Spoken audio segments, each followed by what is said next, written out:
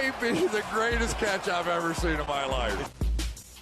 Okay, my dudes, this video took so long to do the research for, so please, if we're going to get any video over 300 likes in the first 24 hours, this needs to be the one. Now, this isn't groundbreaking stuff by any means. I mean, this is something you definitely have heard if you've been playing fantasy football for a long time, but this is some research backing up the idea that we really, as a fantasy football community, are horrible at drafting tight ends. I mean, not necessarily rookie tight ends for dynasty leagues, but more specifically diving into our projections for upcoming redraft season and what you're going to be looking for with these tight ends that you're going to be drafting as your first tight end off the board for your team. Now, this should dramatically change how you are actually drafting these guys, but essentially the thought process here is you either need to be drafting a tight end at the very beginning of your draft, or you need to be waiting until the very end. I mean, these guys that you're going to be taking in rounds 5, 6, 7, 8, historically, they have been very bad bets. Now, the reason that I want to dive into this is because every season for the past 4 or 5 years now, I have convinced myself, not only in dynasty leagues, but also in redraft leagues, that this is a different year. This is the year where it finally works out. This is the year where taking TJ Hawkinson as the 5th tight end off the board in the 4th round is going to help me win my league. And if you dive into the numbers, every single season that has been wrong.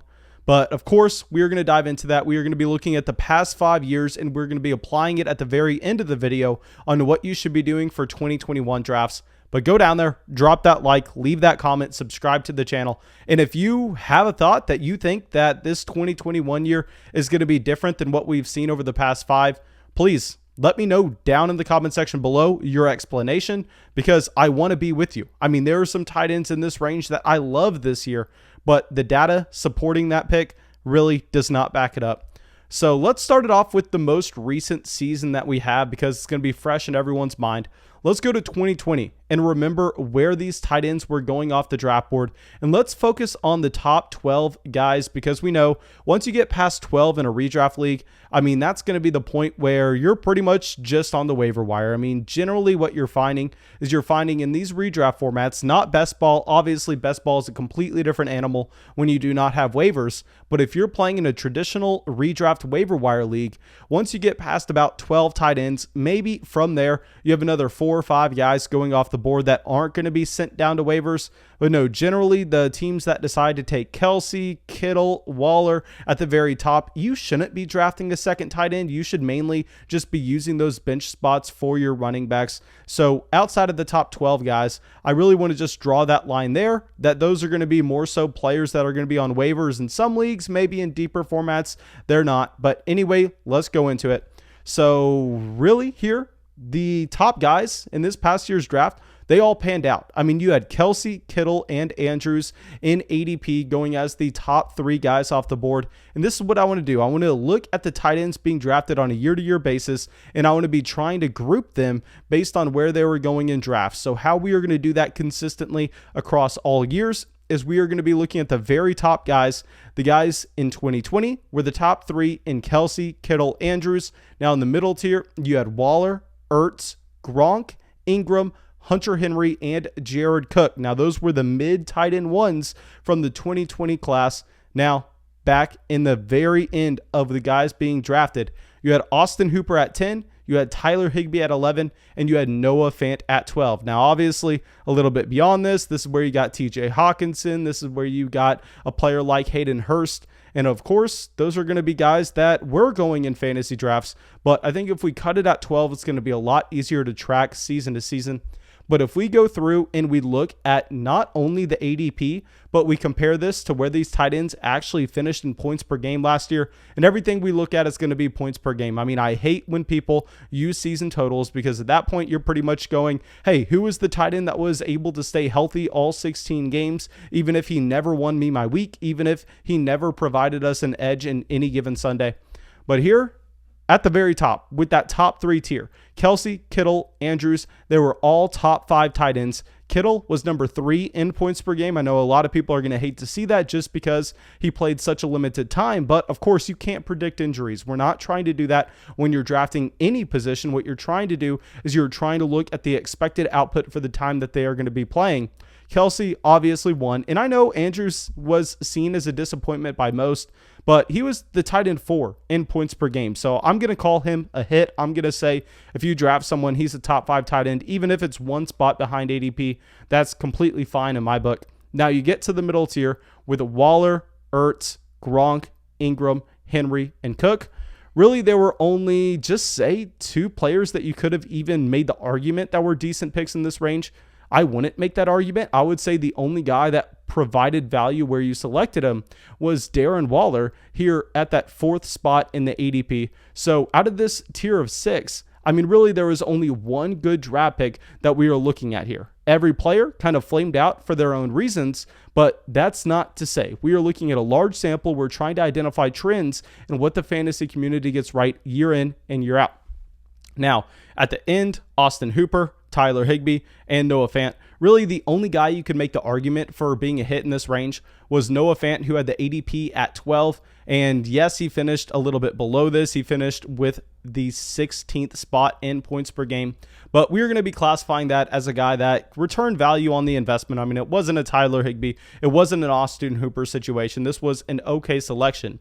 So you go through, and this is going to be something we track throughout the entire video till we get to the end with the final percentages that really matter. And the top 3 guys, that elite tier, 100% of them paid off with your investment. The mid tight end ones, the guys that were being drafted in rounds 6, 7, 8, I mean, only 1 out of 6 of those guys hit. And honestly, I mean, if you remember the ADP, while Darren Waller was going as the 4th tight end off the board in most drafts, I mean, he was almost back-to-back with Mark Andrews, so you could almost throw him up in that elite tier. But for the consistency of the entire video, we're just going to call him a mid tight end 1, so this is going to be helping them out, even though they honestly don't even really deserve it. So that's going to be 1 out of 6 there. And 10 through 12, we're going to call that 1 out of 3 as well. And I want to point out, I know a lot of people are going to be saying, well, where are the hits coming from? You got to remember, these guys coming off the waiver wire provide a ton of value at the tight end position. A guy like a Robert Tonyan, a guy like a Logan Thomas, they weren't being drafted in fantasy drafts last year, yet they are providing that value. Now we go back to 2019. You see a very similar thing here. The top 3 guys in that elite bucket were Travis Kelce, George Kittle, and Zach Ertz. All of them provided value for where they were drafted. I mean, Kelce finished at 1, Kittle finished at 2, right where they were being selected. Zach Ertz finished at 4, but that was only 1 spot behind his ADP. So that's another 100% hit rate on those elite tight end options. Now, 4 through 9, this is a different story. Here you have O.J. Howard at 4.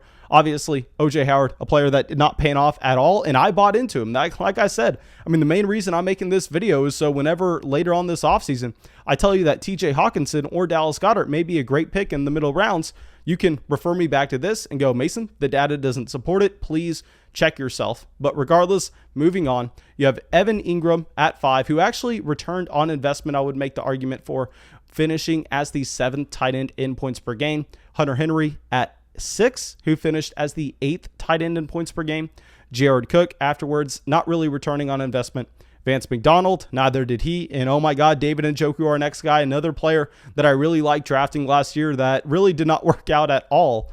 Now, the very end of the tight end 1 tier, you had Delaney Walker, Eric Ebron, and Mark Andrews. Mark Andrews, the only one who hit here. So if we are keeping track of what we are finding with these historical hit rates based on where these tight ends were drafted, I mean, the elite guys, that top 3, they hit 100% of the time back in 2019. The mid tight end ones, they hit 2 out of 6, so with 33%. Then you also add that same mark with the guys at the very bottom, 1 out of 3.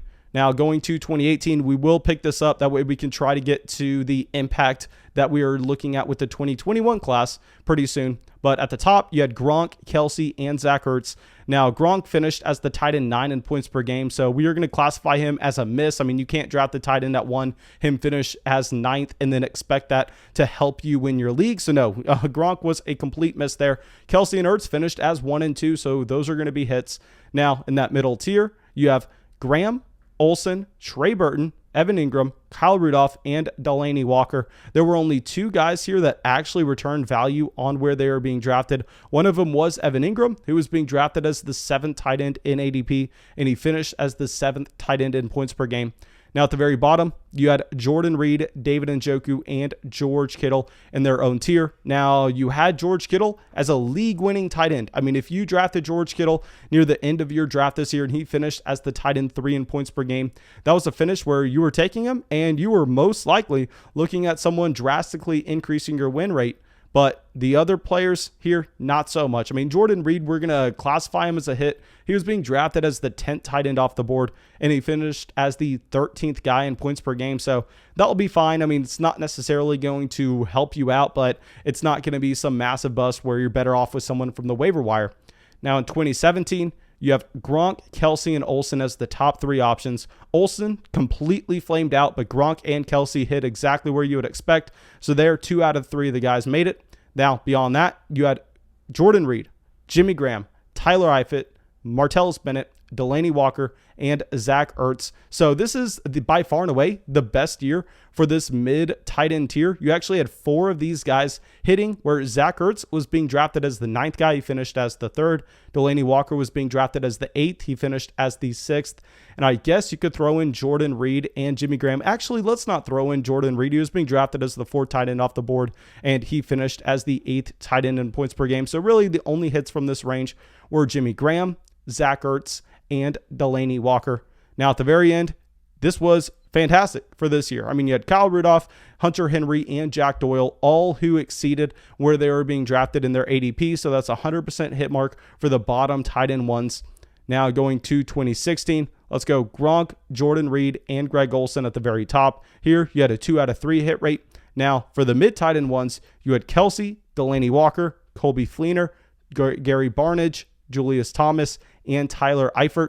So here, you actually had 3 out of the 6 guys hitting. Travis Kelce hit, Delanie Walker, as well as Tyler Eifert.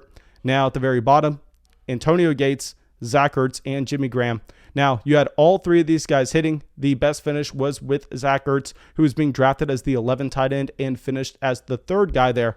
Now, our last year we're going to be looking at for this sample is going to be 2015, where you had Gronk as the number 1 option, Jimmy Graham, then Greg Olsen. 2 out of 3 of those hit. Then in the tight end 1 middle tier, you had Kelsey, Martellus Bennett, Jordan Cameron, Owen Daniels, Jason Witten, Tyler Eifert. So out of that tier, you only really had 1 hitting. The only guy that hit in that year was Tyler Eifert, who was being drafted as the 9th tight end off the board, and he finished as the 5th tight end in points per game. Now, in the very bottom, you had Delanie Walker, Kyle Rudolph, and Julius Thomas. So here, you had 2 out of the 3 guys hitting. The only guy who did not was Kyle Rudolph. So I know that was probably very long and boring, but the actual data that you get from this is those players that were being drafted in that elite tier 1 through 3, they hit and returned on investment 78% of the time. So if you take that to this upcoming season, I mean, guys like Travis Kelce, George Kittle, Darren Waller, they all look like they're fantastic picks right now. Guys that you know exactly what you're going to get, especially in this certain year where all of them have very projectable volume, and we have seen it season after season after season. I mean, you don't necessarily have to project any of them to take some massive leap up. You're just looking at guys that are still young, except Travis Kelce, but Travis Kelce just had a career year, so I don't think anybody's projecting him to slow down. And you're looking at guys that are in great situations.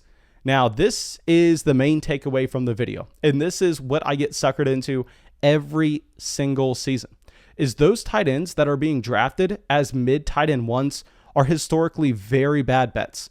I mean, here, guys being drafted in picks 4 through 9 had a 33% hit rate on their return on investment over the past 5 seasons.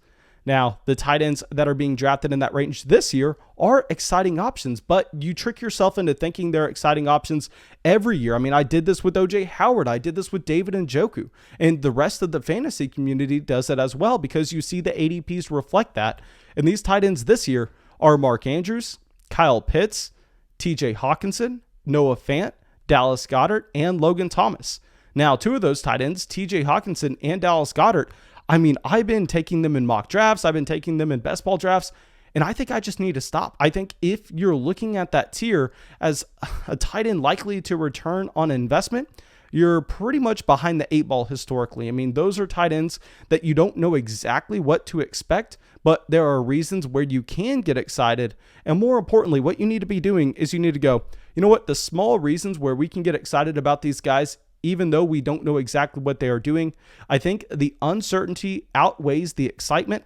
You need to be avoiding that tier, especially in leagues that are not in best ball, especially leagues where you do have a waiver wire. I mean, just going down to the bottom tier of tight end ones, guys that were being drafted as the tight end 10, 11, or 12. And we know beyond this as well, this is where you get the Logan Thomas. This is where you get the Robert Tonyan. I mean, there's 67% of them actually hit and returned on investment.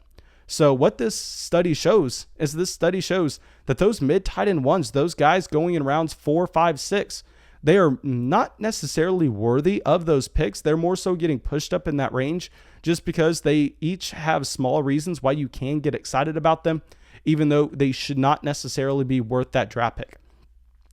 Now, thank you guys. I really hope that this video was helpful. I really hope that y'all were able to take something away. Please go down, leave a comment. Let me know if you think it's a better idea to be taking one of those elite players this season in a Travis Kelce, a George Kittle, a Darren Waller, or if you think it's better to just wait until the very end and try to come away with someone, just say, like a Robert Tonyan, maybe someone like an Irv Smith Jr. But yeah, that's all I got for y'all. Go down there, drop a like, leave a comment, subscribe to the channel. It helps us out a ton, and I'll see y'all with the video tomorrow. Thank you so much for everybody supporting the show. In John, Raymond, Jordan, Andrew, Walter, Dwayne, Evan, Eamon, Q, and Use the Nerd. Thank you guys.